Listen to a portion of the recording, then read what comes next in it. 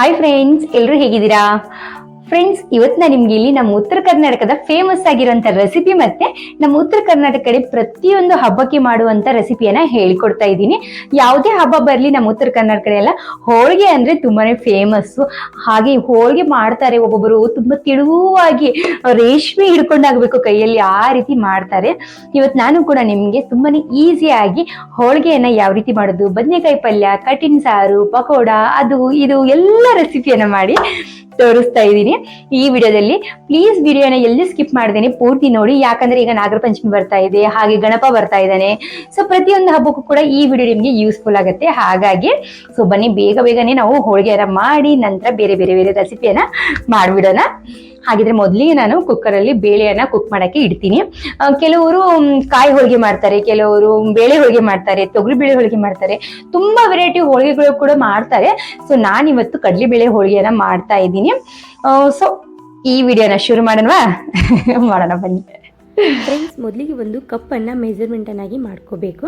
ನಾನಿಲ್ಲಿ ಒಂದು ಕಪ್ಪನ್ನು ತಗೊಂಡಿದ್ದೀನಿ. ಅದೇ ಕಪ್ನಿಂದ 1 ಕಪ್ ಆಗೋಷ್ಟು ಕಡಲೆಬೇಳೆಯನ್ನು ಸೇರಿಸ್ಕೊತಾ ಇದ್ದೀನಿ. ಚೆನ್ನಾಗಿ ಒಂದು 2ರಿಂದ 3 ಸತಿ ಇದನ್ನು ವಾಶ್ ಮಾಡಿಕೊಂಡು ತಗೋಬೇಕು. ಬೇಕಂದರೆ ನೀವು ಸ್ವಲ್ಪ ನೆನೆಸ್ಬಿಟ್ಟು ಕೂಡ ತಗೋಬೋದು. ನಂತರ ನಾನಿಲ್ಲಿ 2 ಕಪ್ ಆಗೋಷ್ಟು ನೀರನ್ನು ಹಾಕಿ ಇದನ್ನು 2 ವಿಸಿಲ್ ಆಗೋವರೆಗೂ ಕೂಗಿಸ್ಕೊತಾ ಇದ್ದೀನಿ. ವಿಸಿಲ್ ಕೂಗುವವರೆಗೂ ಇಲ್ಲಿ ಹಿಟ್ಟನ್ನು ಕಲಿಸ್ಕೋಬೇಕು. ನಾನಿಲ್ಲಿ ಮೊದಲಿಗೆ ಅದೇ ಕಪ್ಲಿಂದ 1 ಕಪ್ ಆಗೋಷ್ಟು ಮೈದಾ ಹಿಟ್ಟನ್ನು ತಗೋತಾ ಇದ್ದೀನಿ. ನೀವು ಪೂರ್ತಿ ಮೈದಾ ಹಿಟ್ಟಿನಿಂದ ಕೂಡ ಮಾಡ್ಕೋಬೋದು. ನಾನಿಲ್ಲಿ 1 ಕಪ್ ಆಗೋಷ್ಟು ಮೈದಾ ಹಿಟ್ಟು, 1 ಕಪ್ ಆಗೋಷ್ಟು ಗೋಧಿ ಹಿಟ್ಟನ್ನು ಸೇರಿಸ್ಕೊತಾ ಇದ್ದೀನಿ. ನಾನು ಪೂರ್ತಿ ಗೋಧಿ ಹಿಟ್ಟಿನಿಂದನೇ ಮಾಡ್ತೀನಿ.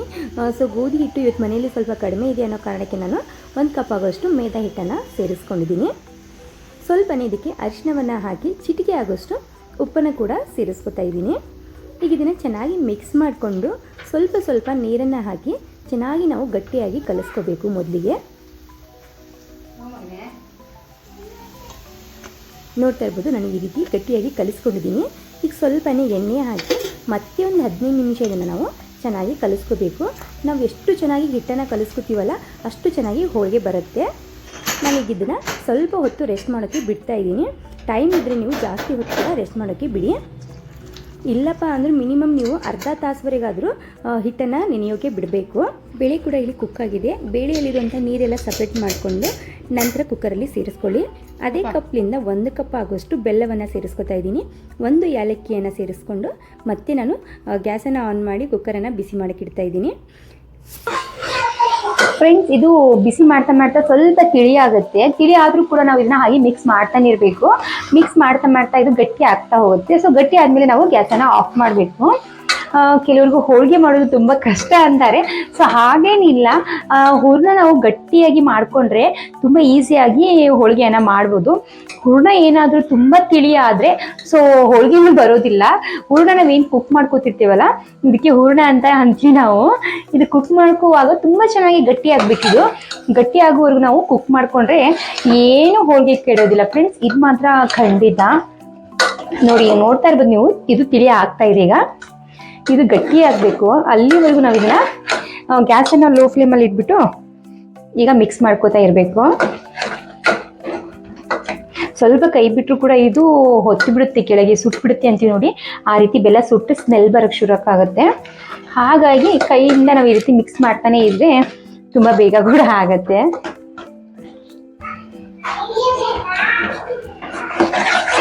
ನಾನು ಹೋದ ವಿಡಿಯೋದಲ್ಲಿ ತೋರಿಸಿದ್ದೆ ನಿಮಗೆ, ಶಾರ್ಟ್ ವಿಡಿಯೋದಲ್ಲಿ ನಾನು ತುಮಕೂರಿಗೆ ಹೋಗಿದ್ದೀನಿ ಅಂದ್ಬಿಟ್ಟು. ಆ ತುಮಕೂರಿಗೆ ಹೋದಾಗ ತುಂಬಾ ಖುಷಿ ಆಯಿತು. ಯಾಕಂದರೆ ನನಗೆ ಗೊತ್ತಿರೋರೊಬ್ರು ನನ್ನ ಸಬ್ಸ್ಕ್ರೈಬರ್ಸು ನನಗೆ ಮಾತಾಡಿದರು.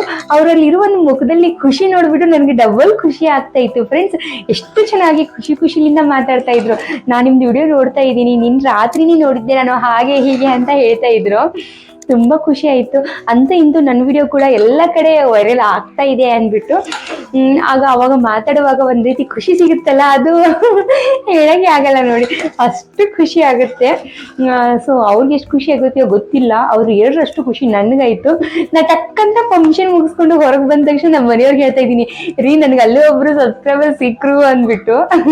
ನಮ್ಮನೆಗೆ ಹೌದಾ, ಎಲ್ಲ ಕಡೆ ಸಿಗ್ತಾವ್ರೆ ನೀವು ಅಂತವ್ರೆ. ಏನೋ ಒಂಥರ ಖುಷಿ ನೋಡಿ. ಯೂಟ್ಯೂಬ್ ಆನ್ ಮಾಡಿದ ಮೇಲೆ ಪಬ್ಲಿಕ್ ಆಗ್ತೀವಲ್ವಾ, ಸೊ ಅಲ್ಲಿ ಹೋದಾಗೆಲ್ಲ ನಮಗೆ ಮಾತಾಡಿಸ್ತಾರಲ್ವಾ, ಸೊ ಅವಾಗ ತುಂಬ ಖುಷಿ ಸಿಗುತ್ತೆ ಫ್ರೆಂಡ್ಸ್. ನೀವೇನಾದರೂ ಯೂಟ್ಯೂಬ್ ಚಾನಲ್ ಓಪನ್ ಮಾಡಿದರೆ ಖಂಡಿತ ನಿಮಗೆ ಗೊತ್ತಾಗೋದಿಲ್ಲ. ನೀವು ಏನಾದರೂ ಬೇರೆದವ್ರು ನಿಮಗೆ ಪರಿಚಯ ಆಗಿ ಮಾತಾಡ್ತಾರೆ ನೋಡಿ, ಅವಾಗ ಖುಷಿ ಸಿಗುತ್ತಲ್ಲ, ಅಬ್ಬಾ ಡಬಲ್ ಅಂತ ಹೇಳ್ಬೋದು ನೋಡಿ. ಈಗ ಇದು ಗಟ್ಟಿಯಾಗಿದೆ ನೋಡಿ ಫ್ರೆಂಡ್ಸ್. ಇಲ್ಲಿ ನೋಡ್ತಾ ಇರ್ಬೋದು, ಈಗ ತಳ ಹಿಡಿತಾ ಇದೆ, ಈ ರೀತಿ ಗಟ್ಟಿ ಆಗಬೇಕು ಫ್ರೆಂಡ್ಸ್. ಈಗ ನಾನಿಲ್ಲಿ ಬಿಸಿ ಬಿಸಿ ಇರುವಾಗಲೇ ಇದಕ್ಕೆ ಸೇರಿಸ್ಕೊತಾ ಇದ್ದೀನಿ ಜರಡಿಗೆ. ನೀವು ಬೇಕಾದ್ರೆ ಮಿಕ್ಸಿ ಜಾರಲ್ಲಿ ಕೂಡ ಹಾಕೋಬೋದು, ಇಲ್ಲಾಂದರೆ ಹೀಗೆ ನೀವು ಇದ್ರ ರೀತಿ ಮಿಕ್ಸ್ ಮಾಡಿದ್ರು ಕೂಡ ಅದು ತುಂಬ ಚೆನ್ನಾಗಿ ಮಿಕ್ಸ್ ಆಗುತ್ತೆ. ತುಂಬ ನುಣ್ಣಗೆ ಆಗುತ್ತೆ ಇದು. ನಿಮಗೆ ತೋರಿಸ್ತೀನಿ ಒಂದು ಸೆಕೆಂಡು. ಮಿಕ್ಸಿ ಜಾರಲ್ಲಿ ಇನ್ನೂ ಒಂದೊಂದ್ಸತಿ ಗಟ್ಟಿ ಆಗ್ತಾ ಹೋಗುತ್ತೆ, ಹೂರಣ ಅಷ್ಟು ಸರಿಯಾಗಿ ಬರೋದಿಲ್ಲ.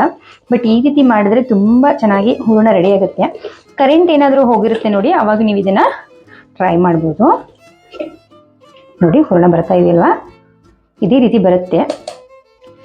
ಕೈ ಬಿಡದೆ ಈ ರೀತಿ ಮಿಕ್ಸ್ ಮಾಡ್ತಾ ಇರಬೇಕು ಅಷ್ಟೇ.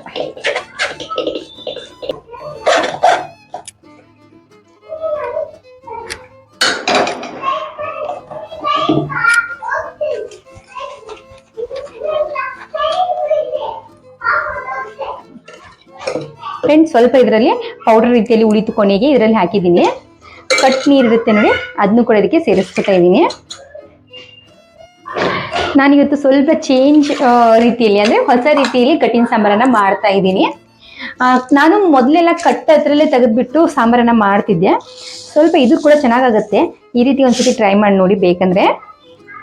ಅದೇ ಕಟ್ಟಲ್ಲಿ ಒಂದು ಮುಷ್ಟಿ ಆಗೋಷ್ಟು ಕಡಲೆಬೇಳೆಯನ್ನು ಸೇರಿಸ್ಕೊತಾ ಇದ್ದೀನಿ. ಫ್ರೆಂಡ್ಸ್, ಕಟ್ಟಿನ ಸಾಂಬಾರನ್ನು ಮಸಾಲೆ ಎಲ್ಲ ಹುರಿದ್ಬಿಟ್ಟು ಕೂಡ ಮಾಡ್ತಾರೆ, ಮತ್ತು ಇದನ್ನು ಈ ರೀತಿ ಕೂಡ ಮಾಡ್ತಾರೆ. ತುಂಬಾ ಚೆನ್ನಾಗಾಗುತ್ತೆ. ಒಂದ್ಸತಿ ಆದರೂ ಈ ರೀತಿ ಮಾಡಿಲ್ಲ ಅಂದರೆ ಟ್ರೈ ಮಾಡಿ. ಈಗ ನಾನು ಬೇಳೆ ಹಾಕಿದ್ದೀನಿ, ನೀರು ಕೂಡ ಹಾಕಿದ್ದೀನಿ. ಅದಕ್ಕೆ ಇಲ್ಲಿ ಟೊಮೆಟೊ, ಈರುಳ್ಳಿ, ಕರಿಬೇವಿನ ಸೊಪ್ಪು, ನಂತರ ಶುಂಠಿ ಮತ್ತು ಬೆಳ್ಳುಳ್ಳಿಯನ್ನು ಸೇರಿಸ್ಕೊತಾ ಇದ್ದೀನಿ. ಸೇರಿಸ್ಕೊಂಡು ಇದಕ್ಕೆ ಈಗ ನಾನಿಲ್ಲಿ ಅರಿಶಿನ ಕೂಡ ಸೇರಿಸ್ಕೊತೀನಿ. ಅರಿಶಿನ ಸೇರಿಸ್ಕೊಂಡು ಒಂದು 2 ವಿಸಿಲ್ ಆಗುವವರೆಗೂ ಕುಕ್ ಮಾಡ್ಕೋಬೇಕು. ಎಷ್ಟು ನುಣ್ಣಗೆ ಪೇಸ್ಟ್ ಬೇಕಲ್ಲ ಅಷ್ಟು ಪೇಸ್ಟ್ ಆಗೋವರೆಗೂ ವಿಸಿಲ್ ಹಾಕೋಬೋದು. ಸ್ವಲ್ಪ ಬೇಳೆ ಹಾಕಿದ್ದೀನಲ್ಲ, ಒಂದು 2 ವಿಸಿಲಲ್ಲಿ ಇದು ಕುಕ್ ಆಗಿಬಿಡುತ್ತೆ. ಇದು ಕುಕ್ ಆಗುವವರೆಗೂ ನಾನು ಎಲ್ಲಿಟ್ಟಿರ್ತೀನಿ ಅಂದರೆ ನೆನಪು ತುಂಬ ಕಡಿಮೆ ಇಲ್ಲಿದೆ. ಬದ್ನಿಕಾಯಿ ಇವು ನಮ್ಮ ಮನೆ ಪಕ್ಕ ಮತ್ತೆ ನನ್ನ ಮಗ ಕೂಡ್ಬಿಟ್ಟು ಸಿಕ್ಕಾಪಟ್ಟೆ ಸೌಂಡ್ ಮಾಡ್ತಾರೆ ವಿಡಿಯೋ ಮಾಡೋಕ್ಕೆ. ಅಂದರೆ ಅವ್ರದ್ದೇ ಸೌಂಡ್ ಜಾಸ್ತಿ ಕೇಳ್ತಾ ಇದೆ ಅಂತ ಅನ್ಕೋತೀನಿ. ಸೊ ಮಕ್ಕಳು ಆಟ ಆಡ್ತಾ ಇದ್ದಾರೆ, ಏನೋ ಬೆದರಿಸೋಕ್ಕೂ ಆಗಲ್ಲ, ಏನೋ ಒಟ್ಟಲ್ಲಿ ಕೇಳಿಸ್ತಾ ಇದೆ ನಿಮಗೆ ಅಂತ ಅನ್ಕೋತೀನಿ. ಈಗ ಇದು 2 ವಿಸಿಲ್ ಆಗಲಿ. ಇದು 2 ವಿಸಿಲ್ ಆಗುವವರೆಗೂ ಒಂದು ಮಸಾಲೆಯನ್ನು ರೆಡಿ ಮಾಡ್ಕೊಳ್ಳೋಣ ನಾವು ಮೊದಲಿಗೆ. ಫ್ರೆಂಡ್ಸ್, ಮೊದಲಿಗೆ ನಾನಿಲ್ಲಿ ಸ್ವಲ್ಪನೇ ಎಣ್ಣೆಯನ್ನು ಹಾಕೊಂಡಿದ್ದೀನಿ ಬಾಣಲಿಗೆ. ನಂತರ ಇದಕ್ಕೆ ಹಸಿಮೆಣಸಿನ್ಕಾಯಿನ ಸೇರಿಸ್ತಾ ಇದ್ದೀನಿ. ಸ್ವಲ್ಪ ಇದು ಚಟಪಟ ಅನ್ನೋವರೆಗೂ ಫ್ರೈ ಮಾಡ್ಕೋಬೇಕು. ನಂತರ ನಾನಿಲ್ಲಿ ಮಿಕ್ಸಿ ಜಾರಲ್ಲಿ ಕೊತ್ತಂಬರಿ ಸೊಪ್ಪು, ಶುಂಠಿ, ಬೆಳ್ಳುಳ್ಳಿ, ಕರಿಬೇವಿನ ಸೊಪ್ಪನ್ನು ಇದಕ್ಕೆ ಸೇರಿಸ್ಕೊತಾ ಇದ್ದೀನಿ. ನಂತರ ಇದಕ್ಕೆ ನಾನಿಲ್ಲಿ ಸ್ವಲ್ಪನೇ ಜೀರಿಗೆಯನ್ನು ಕೂಡ ಸೇರಿಸ್ಕೊತಾ ಇದ್ದೀನಿ. ಸ್ವಲ್ಪ ಉಪ್ಪನ್ನು ಕೂಡ ಸೇರಿಸ್ಕೊತಾ ಇದ್ದೀನಿ. ನಾವು ಈಗ ಇಲ್ಲಿ ಫ್ರೈ ಮಾಡಿರುವಂಥ ಹಸಿಮೆಣಸಿನ್ಕಾಯಿ ಕೂಡ ಸೇರಿಸ್ಕೊತಾ ಇದ್ದೀನಿ. ಈಗ ಇದನ್ನ ಎಷ್ಟಾಗುತ್ತೆ ಅಷ್ಟೇ ನುಣ್ಣಗೆ ಪೇಸ್ಟ್ನಾಗಿ ಮಾಡ್ಕೊಳ್ಳೋಣ.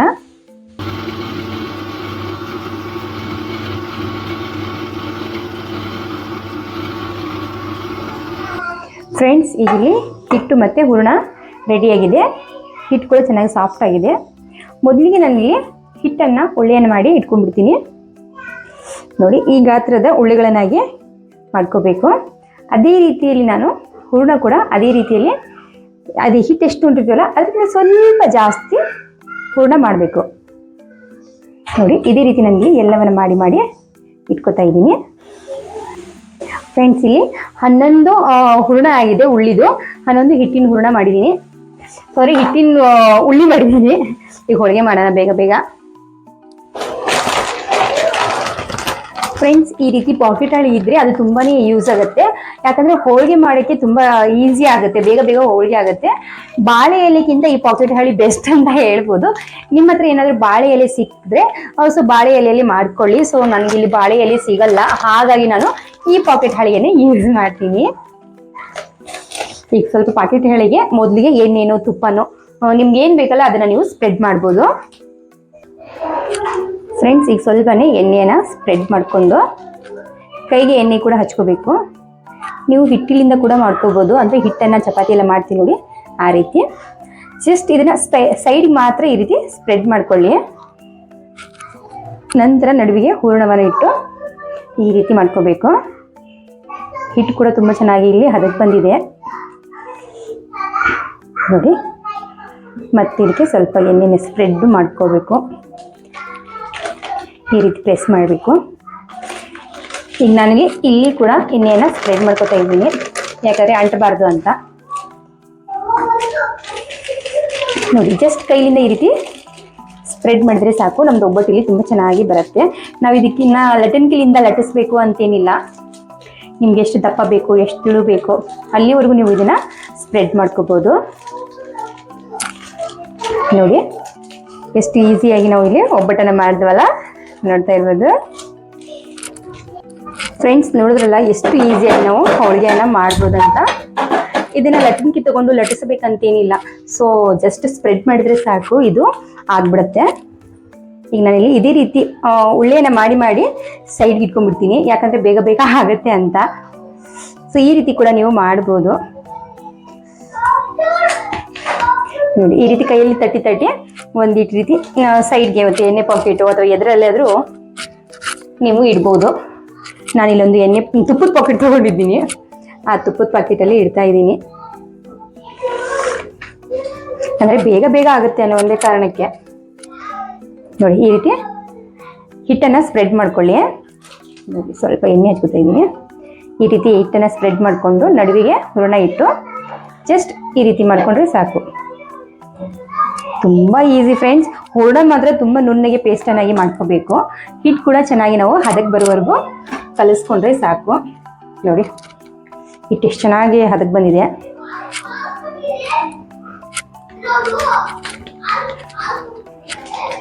ತವಾ ಇಲ್ಲಿ ಬಿಸಿ ಆಗ್ತಾ ಇದೆ. ಹೋಳಿಗೆ ನಾನು ತುಂಬ ಕಡಿಮೆ ಮಾಡ್ತಾ ಇದ್ದೀನಿ ಇವತ್ತು, ಯಾಕಂದರೆ ನನ್ನ ಮಗಂದು ಹಲ್ಲು ನೋವಿದೆ ಅಂತ ಲಾಸ್ಟ್ ವಿಡಿಯೋದಲ್ಲಿ ಹೇಳಿದ್ನಲ್ಲ.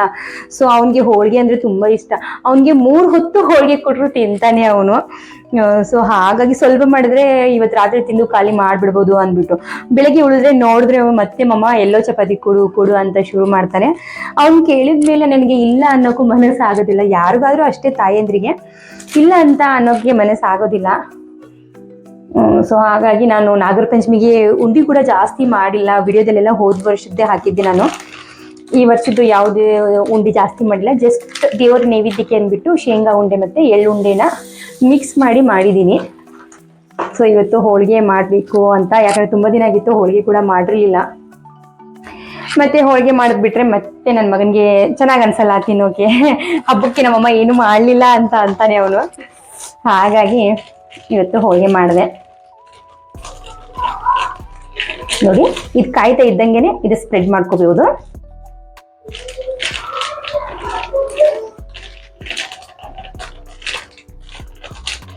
ನೋಡಿ ಎಷ್ಟು ದೊಡ್ಡ ಬೇಕಲ್ಲ ಅಷ್ಟು ದೊಡ್ಡದಾಗಿ ನಾವು ಮಾಡ್ಕೋಬಹುದು ಈಸಿಯಾಗಿ.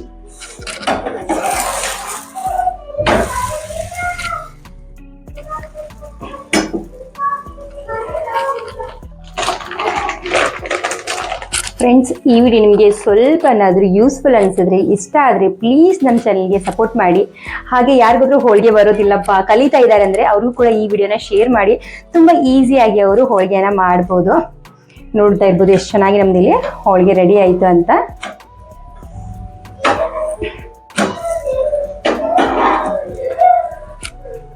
ಇದನ್ನ ಪ್ಲೇಟಲ್ಲಿ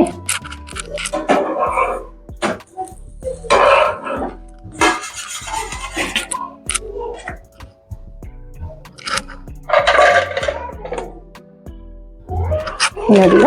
ಮತ್ತೆ ಸ್ವಲ್ಪ ಎಣ್ಣೆಯನ್ನು ಸ್ಪ್ರೆಡ್ ಮಾಡ್ಕೊತಾ ಇದ್ದೀನಿ. ನೀವು ತುಪ್ಪನ ಕೂಡ ಸ್ಪ್ರೆಡ್ ಮಾಡ್ಕೋಬೋದು. ಎಣ್ಣೆ ಹಾಕಬೇಕು, ತುಪ್ಪ ಹಾಕ್ಬೇಕಂತೇನಿಲ್ಲ. ಇದಕ್ಕೆ ಎಣ್ಣೆ ಹೋಳಿಗೆ ಅಂದರೆ ಎಣ್ಣೆನೇ ಜಾಸ್ತಿ ಹಚ್ಚೋದು ಎಲ್ಲರೂ ನೋಡಿ. ಮತ್ತೆ ನಿಮಗೆ ಮಾಡಿ ತೋರಿಸ್ತಾ ಇದ್ದೀನಿ. ಇದು ಬಿಸಿ ಆಗೋದ್ರಲ್ಲಿ ಇದು ನಾವು ಬೇಗನೆ ಮಾಡಿಬಿಡ್ಬೋದು. ಜಸ್ಟ್ ಪ್ರೆಸ್ ಮಾಡಬೇಕು, ನಂತರ ಇದನ್ನು ಈ ರೀತಿ ಸ್ಪ್ರೆಡ್ ಮಾಡಿದರೆ ಸಾಕು. ಫ್ರೆಂಡ್ಸ್, ಇಷ್ಟು ಈಸಿಯಾಗಿ ಹೋಳಿಗೆ ನಿಮಗೆ ಯಾರಾದರೂ ಇವತ್ತಿನವರೆಗೂ ಹೇಳಿಕೊಟ್ಟಿದ್ದಾರೋ ಇಲ್ಲೋ ಗೊತ್ತಿಲ್ಲ. ಸೊ ನಾನೇ ಫಸ್ಟ್ ಅಂತ ಅನ್ಕೋತೀನಿ. ಸೊ ಯಾರೆಲ್ಲ ಇದೇ ರೀತಿ ಮಾಡ್ತೀರಾ ಪ್ಲೀಸ್ ಕಮೆಂಟ್ ಹಾಕಿ ನನಗೆ. ಅಂದ್ರೆ ನನಗೂ ಕೂಡ ಗೊತ್ತಾಗುತ್ತೆ ಅನ್ನೋ ಒಂದೇ ಕಾರಣಕ್ಕಷ್ಟೇ. ನೋಡಿ ಇದು ಇನ್ನೂ ಒಂದು ಕಡೆ ಬೇದಿಲ್ಲ, ಅಂದ್ರೆ ಸಾರಿ ಒಂದ್ ಕಡೆ ಇನ್ನೂ ಬಿಸಿ ಆಗಿಲ್ಲ, ಅಷ್ಟೊತ್ತರಲ್ಲಿ ಇದು ಹೋಳಿಗೆ ರೆಡಿ ಆಯ್ತು. ನೋಡಿ ಚೆನ್ನಾಗಿ ಉಬ್ತಾ ಇದೆ ಹೋಳಿಗೆ ನಮ್ದಿಲ್ಲಿ. ಸ್ವಲ್ಪ ಹೋಳಿಗೆ ದಪ್ಪ ಮಾಡಿದ್ರೆ ತುಂಬಾ ಚೆನ್ನಾಗಿ ಉಬ್ಬುತ್ತೆ. ನಾನು ಜಾಸ್ತಿ ತಿಳು ಮಾಡ್ತೀನಿ, ಹಾಗಾಗಿ ಉಬ್ಬೋದಿಲ್ಲ ಜಾಸ್ತಿ.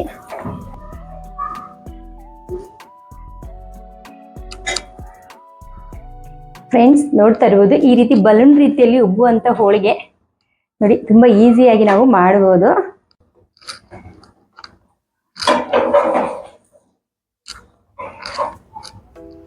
ಫ್ರೆಂಡ್ಸ್ ನೋಡ್ತಾ ಇರ್ಬೋದು, ಇಲ್ಲಿ ಸೈಡ್ಗೆ ಕುಕ್ಕರಲ್ಲಿ ಸ್ವಲ್ಪ ಬೇಳೆ ಹಾಕಿದ್ವಲ್ಲ ಅದು ಕೂಡ ಚೆನ್ನಾಗಿ ಕುಕ್ ಆಗಿದೆ. ಸೊ ಈಗ ಇದು ಚೆನ್ನಾಗಿ ಮ್ಯಾಶ್ ಮಾಡ್ಕೋಬೇಕು ನಾವು. ಸ್ವಲ್ಪ ವಾಯ್ಸ್ ರೆಕಾರ್ಡ್ ಮಾಡಿದ್ದೀನಿ, ಆದರೂ ಕೂಡ ಅದು ಬಂದಿಲ್ಲ, ಆನ್ ಮಾಡಿಲ್ಲ ಅನ್ಕೋತೀನಿ ನಾನು. ಹಾಗಾಗಿ ಈ ರೀತಿ ಚೆನ್ನಾಗಿ ಮ್ಯಾಶ್ ಮಾಡ್ಕೊಳ್ಳಿ. ನಂತರ ಇದಕ್ಕೆ ನೀವು ಹುಣಸೆ ಹಣ್ಣಿನ ರಸವನ್ನು ಸೇರಿಸ್ಕೋಬೇಕು. ನಿಮಗೆ ಎಷ್ಟು ಹುಳಿ ಬೇಕಲ್ಲ ಅಷ್ಟು ನೀವು ಹುಣಸೆ ಹಣ್ಣಿನ ರಸವನ್ನು ಸೇರಿಸ್ಕೊಂಡು ಇದಕ್ಕೆ ನೀರನ್ನು ಸೇರಿಸ್ಕೊಳ್ಳಿ. ಇದು ಆದಷ್ಟು ತಿಳಿಯಾಗಿದ್ರೇ ಚೆನ್ನಾಗಿ ಅನಿಸುತ್ತೆ ಸಾಂಬಾರು. ನಾನಿಲ್ಲಿ ನೀರನ್ನು ಸೇರಿಸ್ಕೊತಾ ಇದ್ದೀನಿ. ನಂತರ ನಾನಿಲ್ಲಿ ಒಂದು ಪಾತ್ರೆಯಲ್ಲಿ 1 ಸ್ಪೂನ್ ಆಗೋಷ್ಟು ಎಣ್ಣೆ, ಸಾಸಿವೆ, ಜೀರಿಗೆ, ಬೆಳ್ಳುಳ್ಳಿ, ಕರಿಬೇವಿನ ಸೊಪ್ಪನ್ನು ಸೇರಿಸ್ಕೊಂಡಿದ್ದೀನಿ. ಆವಾಗಲೇ ನಾವು ರುಬ್ಬಿಟ್ಟಿರುವಂಥ ಹಸಿಮೆಣಸಿನ್ಕಾಯಿ ಪೇಸ್ಟ್ ಇತ್ತಲ್ಲ ಅದನ್ನು ಕೂಡ ಇಲ್ಲಿ 1 ಸ್ಪೂನ್ ಆಗೋಷ್ಟು ಸೇರಿಸ್ಕೊತಾ ಇದ್ದೀನಿ. ನೀವು ಖಾರ ತಿನ್ನೋರಾದರೆ ಖಾರದ ಕ್ವಾಂಟಿಟಿಯನ್ನು ಜಾಸ್ತಿ ಮಾಡ್ಕೊಳ್ಳಿ. ಚೆನ್ನಾಗಿ ಮಿಕ್ಸ್ ಮಾಡಿಕೊಂಡು ನಾವು ಕುಕ್ ಮಾಡಿಟ್ಟಿರುವಂಥ ಸಾಂಬಾರನ್ನು ಇದಕ್ಕೆ ಸೇರಿಸ್ಕೋಬೇಕು. ನಾನು ಗ್ಯಾಸ್ ಮೇಲೆ ಸೈಡ್ಗೆ ಈ ಸಾಂಬಾರನ್ನು ಕುದಿಯೋಕ್ಕಿಟ್ಟಿದ್ದೆ, ಕುದೀತಾ ಇತ್ತು, ಆವಾಗಲೇ ನಾನು ಇದಕ್ಕೆ ಸೇರಿಸ್ಕೊಂಡಿದ್ದೀನಿ. ಈ ರೀತಿ ಮಾಡ್ಕೊಂಡ್ಬಿಟ್ಟು ಸ್ವಲ್ಪ ಕೊತ್ತಂಬರಿ ಸೊಪ್ಪು ಹಾಕಿದರೆ ಸಾಕು. ಸಿಂಪಲಾಗಿ ನಮ್ಮದಿಲ್ಲಿ ಕಟ್ಟಿನ ಸಾಂಬಾರು ರೆಡಿ ಆಯಿತು. ನಿಮಗೆ ಸಿಹಿ ಬೇಕಂದರೆ ಬೆಲ್ಲ ಕೂಡ ಸ್ವಲ್ಪನೇ ಸೇರಿಸ್ಕೊಳ್ಳಿ. ಇದು ಹುಳಿ ಸಿಹಿ ಆಗಿದ್ರೇ ಸಾಂಬಾರು ತುಂಬ ಚೆನ್ನಾಗಿ ಅನಿಸುತ್ತೆ. ಒಂದು ಸತಿ ಆದರೂ ಈ ರೀತಿ ಸಾಂಬಾರು ಟ್ರೈ ಮಾಡಿಲ್ಲ ಅಂದರೆ ಟ್ರೈ ಮಾಡಿ ಫ್ರೆಂಡ್ಸ್. ಮೊದಲಿಗೆ ನನಗೆ 1 ಮೀಡಿಯಮ್ ಸೈಜು ಈರುಳ್ಳಿಯನ್ನು ಸೇರಿಸ್ತಾ ಇದ್ದೀನಿ. ಇದಕ್ಕೆ ಖಾರ ರುಬ್ಬುವಾಗ ಬೇಕಂದರೆ ಕೊಬ್ಬರಿ ಕೂಡ ಹಾಕೋಬೋದು. ನನಗೆ ರುಬ್ಬಿಟ್ಟಿರುವಂಥ ಖಾರವನ್ನು ಸೇರಿಸ್ಕೊತಾ ಇದ್ದೀನಿ. ನಿಮಗೆ ಎಷ್ಟು ಬೇಕೋ ಅಷ್ಟು ನೀವು ಖಾರ ತಿನ್ನೋರಾದರೆ ಖಾರ ಜಾಸ್ತಿ ಸೇರಿಸ್ಕೊಳ್ಳಿ, ಕಡಿಮೆ ತಿನ್ನೋರಾದರೆ ಕಡಿಮೆ ಕೂಡ ನೀವು ಸೇರಿಸ್ಕೋಬೋದು. ಇದ್ರ ಜೊತೆಗೆ ನಾನಿಲ್ಲಿ 1 ಮೀಡಿಯಮ್ ಸೈಜ್ದು ಟೊಮೆಟೊವನ್ನು ಇಲ್ಲಿ ಕಟ್ ಮಾಡಿ ಮೊದಲೇ ಇಟ್ಕೊಂಡಿದ್ದೆ, ಅದನ್ನು ಕೂಡ ಈಗ ಸೇರಿಸ್ತಾ ಇದ್ದೀನಿ. ನಂತರ ಇದಕ್ಕೆ ನಾನಿಲ್ಲಿ ಸ್ವಲ್ಪನೇ ಅರಿಶಿನ, ಕಟ್ ಮಾಡಿಟ್ಟಿರುವಂಥ ಬದನೆಕಾಯಿನ ಸೇರಿಸ್ಕೊತಾ ಇದ್ದೀನಿ. ಸೊ ಇದಕ್ಕೆ ನೀವು ಬೇಕಂದರೆ ಕೊಬ್ಬರಿ ಕೂಡ ಸೇರಿಸ್ಕೋಬೋದು ರುಬ್ಬುವಾಗ, ಹಸಿಮೆಣಸಿನ್ಕಾಯಿನ. ನಂತರ ಇಲ್ಲಪ್ಪ ಅಂದರೆ ಗುರೆಳ್ ಅಂತ ಸಿಗುತ್ತೆ ನೋಡಿ, ಹುಚ್ಚೆಳ್ಳು, ಅದನ್ನು ಕೂಡ ಸೇರಿಸ್ಕೋಬೋದು, ತುಂಬಾ ಚೆನ್ನಾಗಾಗುತ್ತೆ. ಚೆನ್ನಾಗಿ ಇದನ್ನ ಕುಕ್ ಮಾಡಿಕೊಂಡು ಕೊನೆಯಲ್ಲಿ ನಾನಿಲ್ಲಿ ಶೇಂಗಾ ಚಟ್ನಿಯನ್ನು ಸೇರಿಸ್ಕೊತಾ ಇದ್ದೀನಿ 1 ಸ್ಪೂನ್ ಆಗುವಷ್ಟು. ಇದು ಆಪ್ಷನಲ್ಲು, ಬೇಕಂದರೆ ಸೇರಿಸ್ಕೋಬೋದು, ಬೇಡ ಅಂದರೆ ಸ್ಕಿಪ್ ಮಾಡ್ಕೊಳ್ಳಿ. ನಂತರ ಇದಕ್ಕೆ ಕೊತ್ತಂಬರಿ ಸೊಪ್ಪು ಹಾಕಿದರೆ ಸಾಕು. ಸಿಂಪಲಾಗಿ ನಮ್ಮ ಬದನೆಕಾಯಿ ಪಲ್ಯ ಕೂಡ ಇಲ್ಲಿ ರೆಡಿ ಆಯಿತು. ಫ್ರೆಂಡ್ಸ್ ನೋಡಿ ನಮ್ದು ಹೋಳಿಗೆ ಇಲ್ಲಿ ರೆಡಿ ಆಯ್ತು.